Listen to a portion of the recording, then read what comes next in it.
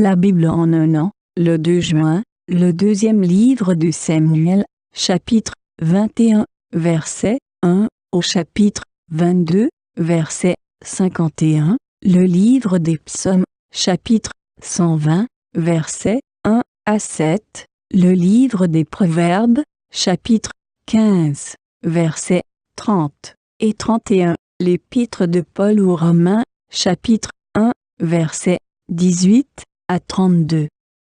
2 Samuel, chapitre 21. Du temps de David, il y eut une famine qui dura 3 ans. David chercha la face de l'Éternel, et l'Éternel dit : C'est à cause de Saül et de sa maison sanguinaire, c'est parce qu'il a fait périr les Gabaonites. Le roi appela les Gabaonites pour leur parler. Les Gabaonites n'étaient point d'entre les enfants d'Israël, mais c'était un reste des Amoréens. Les enfants d'Israël s'étaient liés envers eux par un serment, et néanmoins Saül avait voulu les frapper, dans son zèle pour les enfants d'Israël et de Juda. David dit aux Gabaonites : Que puis-je faire pour vous, et avec quoi ferai-je expiation, afin que vous bénissiez l'héritage de l'Éternel ? Les Gabaonites lui répondirent : Ce n'est pas pour nous une question d'argent et d'or avec Saül et avec sa maison, et ce n'est pas à nous qu'il appartient de faire mourir personne en Israël. Et le roi dit : Que voulez-vous donc que je fasse pour vous ? Ils répondirent au roi : Puisque cet homme nous a consumés, et qu'il avait le projet de nous détruire pour nous faire disparaître de tout le territoire d'Israël, qu'on nous livre à 7 hommes d'entre ses fils, et nous les pendrons devant l'Éternel à Gibéa de Saül, l'élu de l'Éternel. Et le roi dit : Je les livrerai. Le roi épargna Méphibosheth, fils de Jonathan, fils de Saül, à cause du serment qu'avaient fait entre eux, devant l'Éternel, David et Jonathan, fils de Saül. Mais le roi prit les 2 fils que Ritzpa, fille d'Ajja, avait enfantés à Saül, Harmonie et Méphibosheth, et les 5 fils que Mérab, fille de Saül, avait enfantés à Adriel de Méhola, fils de Barzilaï. Et il les livra entre les mains des Gabaonites, qui les pendirent sur la montagne, devant l'Éternel. Tous les 7 périrent ensemble. Ils furent mis à mort dans les premiers jours de la moisson, au commencement de la moisson des orges. Ritzpa, fille d'Ajja, prit un sac et l'étendit sous elle contre le rocher, depuis le commencement de la moisson jusqu'à ce que la pluie du ciel tombât sur eux. Et elle empêcha les oiseaux du ciel de s'approcher d'eux pendant le jour, et les bêtes des champs pendant la nuit. On informa David de ce qu'avait fait Ritzpa, fille d'Ajja, concubine de Saül. Et David alla prendre les os de Saül et les os de Jonathan, son fils, chez les habitants de Jabès en Galaad, qui les avaient enlevés de la place de Beth-Shan, où les Philistins les avaient suspendus lorsqu'ils battirent Saül à Gilboa. Il emporta de là les os de Saül et les os de Jonathan, son fils. Et l'on recueillit aussi les os de ceux qui avaient été pendus. On enterra les os de Saül et de Jonathan, son fils, au pays de Benjamin, à Tséla, dans le sépulcre de Kis, père de Saül. Et l'on fit tout ce que le roi avait ordonné. Après cela, Dieu fut apaisé envers le pays. Les Philistins firent encore la guerre à Israël. David descendit avec ses serviteurs, et ils combattirent les Philistins. David était fatigué. Et Jishbi-Bénob, l'un des enfants de Rapha, eut la pensée de tuer David. Il avait une lance du poids de 300 cycles d'airain, et il était ceint d'une épée neuve. Abishai, fils de Tseruja, vint au secours de David, frappa le Philistin et le tua. Alors les gens de David jurèrent, en lui disant : Tu ne sortiras plus avec nous pour combattre, et tu n'éteindras pas la lampe d'Israël. Il y eut encore, après cela, une bataille à Gob avec les Philistins. Alors Sibécaï, le Hushatite, tua Saph, qui était un des enfants de Rapha. Il y eut encore une bataille à Gob avec les Philistins. Et Elkanan, fils de Jaaré-Oregim, de Bethléem, tua Goliath de Gath, qui avait une lance dont le bois était comme une ensouple de tisserand. Il y eut encore une bataille à Gath. Il s'y trouva un homme de haute taille, qui avait 6 doigts à chaque main et à chaque pied, 24 en tout, et qui était aussi issu de Rapha.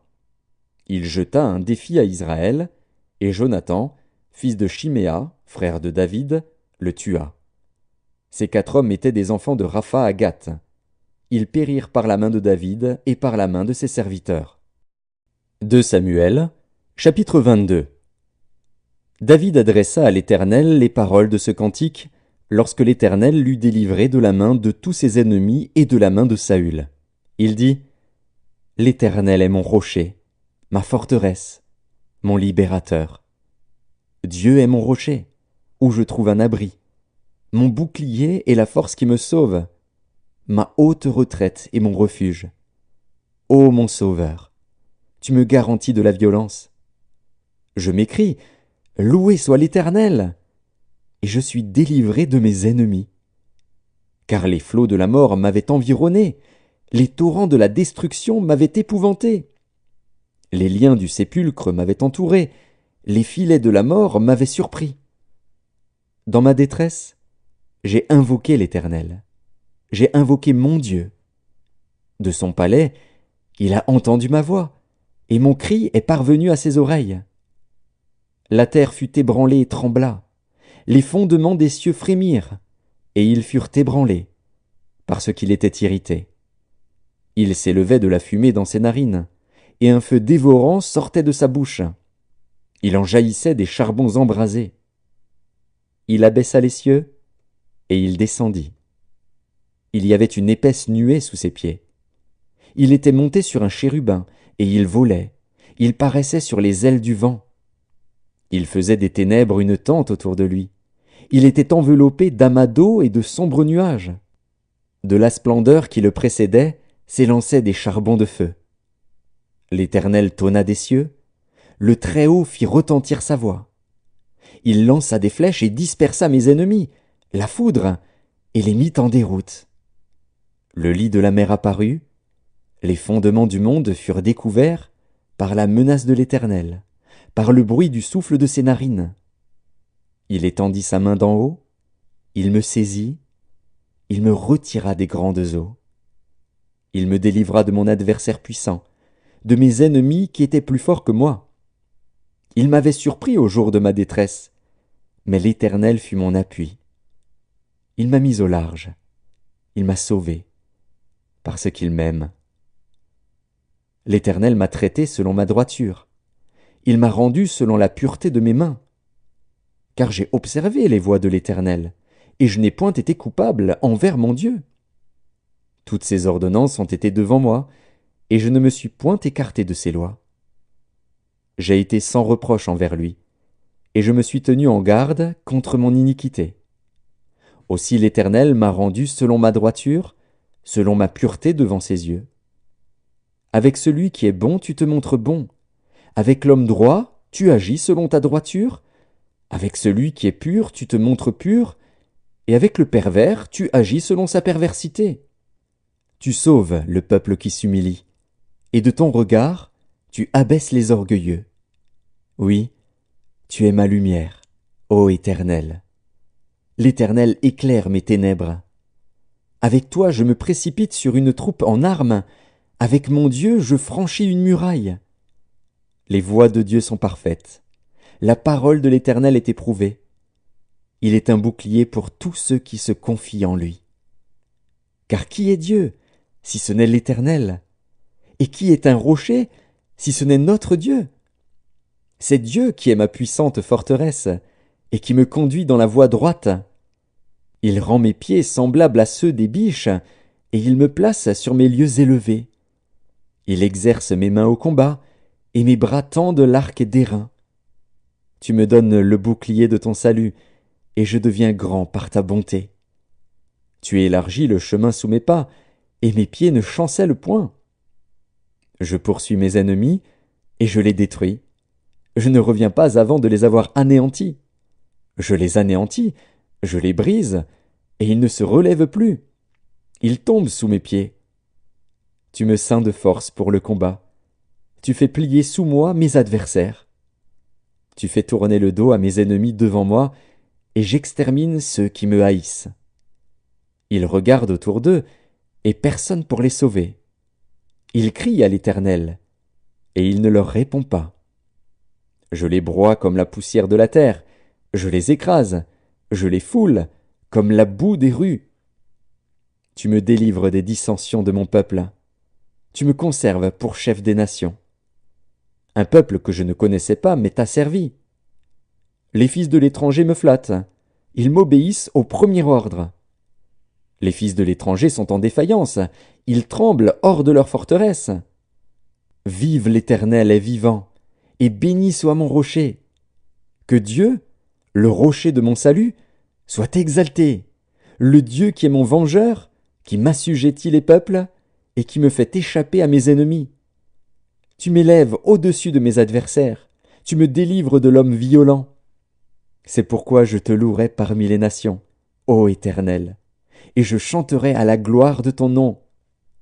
Il accorde de grandes délivrances à son roi, et il fait miséricorde à son oint, à David, et à sa postérité, pour toujours. Psaume 120, Cantique des degrés. Dans ma détresse, c'est à l'Éternel que je crie, et il m'exauce. Éternel, délivre mon âme de la lèvre mensongère, de la langue trompeuse. Que te donne, que te rapporte une langue trompeuse? Les traits aigus du guerrier avec les charbons ardents du genet. Malheureux que je suis de séjourner à Méchec, d'habiter parmi les tentes de Kédar. Assez longtemps mon âme a demeuré auprès de ceux qui haïssent la paix. Je suis pour la paix, mais dès que je parle, ils sont pour la guerre. Livre des Proverbes, chapitre 15. Ce qui plaît aux yeux réjouit le cœur, une bonne nouvelle fortifie les membres. L'oreille attentive aux réprimandes qui mènent à la vie fait son séjour au milieu des sages. L'épître de Paul aux Romains, chapitre 1. La colère de Dieu se révèle du ciel contre toute impiété et toute injustice des hommes qui retiennent injustement la vérité captive. Car ce qu'on peut connaître de Dieu est manifeste pour eux, Dieu le leur ayant fait connaître. En effet, les perfections invisibles de Dieu, sa puissance éternelle et sa divinité, se voient comme à l'œil depuis la création du monde, quand on les considère dans ses ouvrages. Ils sont donc inexcusables, puisqu'ayant connu Dieu, ils ne l'ont point glorifié comme Dieu, et ne lui ont point rendu grâce. Mais ils se sont égarés dans leurs pensées, et leur cœur sans intelligence a été plongé dans les ténèbres. Se vantant d'être sages, ils sont devenus fous, et ils ont changé la gloire du Dieu incorruptible en image représentant l'homme corruptible, des oiseaux, des quadrupèdes et des reptiles. C'est pourquoi Dieu les a livrés à l'impureté, selon les convoitises de leur cœur, en sorte qu'ils déshonorent eux-mêmes leur propre corps. Eux qui ont changé la vérité de Dieu en mensonge, et qui ont adoré et servi la créature au lieu du Créateur, qui est béni éternellement. Amen. C'est pourquoi Dieu les a livrés à des passions infâmes, car leurs femmes ont changé l'usage naturel en celui qui est contre nature. Et de même les hommes, abandonnant l'usage naturel de la femme, se sont enflammés dans leurs désirs les uns pour les autres, commettant homme avec homme des choses infâmes, et recevant en eux-mêmes le salaire que méritait leur égarement. Comme ils ne se sont pas souciés de connaître Dieu, Dieu les a livrés à leur sens réprouvé pour commettre des choses indignes, étant remplis de toute espèce d'injustice, de méchanceté, de cupidité et de malice. Plein d'envie, de meurtre, de querelles, de ruses, de malignité, rapporteurs, médisants, impies, arrogants, hautains, fanfarons, ingénieux au mal, rebelles à leurs parents, dépourvus d'intelligence, de loyauté, d'affection naturelle, de miséricorde. Et bien qu'ils connaissent le jugement de Dieu, déclarant dignes de mort ceux qui commettent de telles choses, non seulement ils les font, mais ils approuvent ceux qui les font.